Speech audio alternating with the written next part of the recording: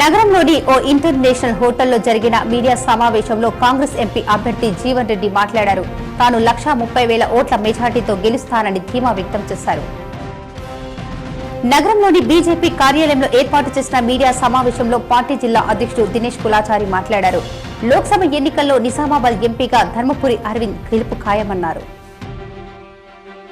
Nizamabad parliament నియోజకవర్గ పరిధిలోని 7 శాసనసభ నియోజకవర్గాలలో ప్రశాంత వాతావరణం నడుమ సాఫీగా పోలింగ్ ప్రక్రియ ముగిసిన అనంతరం కట్టుదిట్టమైన భద్రత నడుమ ఎలక్ట్రానిక్ ఓటింగ్ యంత్రాలు ఈవీఎంలను ఓట్ల లెక్కింపు కేంద్రమైన డిచ్పల్లిలోని సీఎంసీ కళాశాలలో ఏర్పాటు చేసిన స్ట్రాంగ్ రూమ్లకు ఏర్పరిచారు.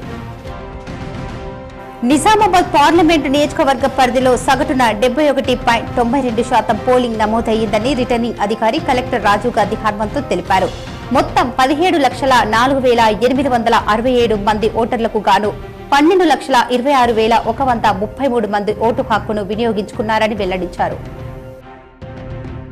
రాష్ట్రంలోని న్యాయవాదుల సంక్షేమ నిధికి 100 కోట్లు విడుదల చేస్తున్నట్లు హైకోర్టు బార్ అసోసియేషన్ ప్రతినిధులకు రాష్ట్ర ముఖ్యమంత్రి రేవంత్ రెడ్డి హామీ ఇవ్వడం పట్ల నిజామాబాద్ బార్ అసోసియేషన్ అధ్యక్షుడు మల్లెపూల జగన్మోహన్ గౌడ్ హర్షం వ్యక్తం చేస్తున్నట్లు తెలిపారు.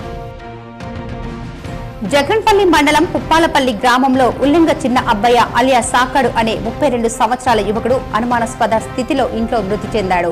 ఘటనా స్థలాన్ని పరిశీలించి కేసు నమోదు చేసి మృతదేహాన్ని జగన్పల్లి ఎస్ఐ పోస్టుమార్టం తరలించారు. సాలూరా మండలంలో ఎస్బీఐ బ్యాంకు ఏటీఎం ఎప్పుడు చూసినా బంద్ ఉంటుంది. సామాన్య ప్రజలకు చాలా ఇబ్బందికరంగా మారుతుంది. సాలూరా మండలంలో ఒకే ఏటీఎం ఉండటం వలన ప్రజలకు చాలా ఇబ్బంది నెలకొంది. తమ అవసరాలకై డబ్బులు కావాలంటే బోధనకు వెళ్లాల్సిన దుస్థితి ఏర్పడింది. పార్లమెంటు ఎన్నికలలో బిజీగా గడిపిన తెలంగాణ రాష్ట్ర మాజీ శాసనసభాపతి బాన్సువాడ ఎమ్మెల్యే పోచారం శ్రీనివాసరెడ్డి బాన్సువాడ పట్టణంలోని ఇమ్రాన్ టీ పాయింట్ వద్ద టీ త్రాగుతూ సేద తీరారు.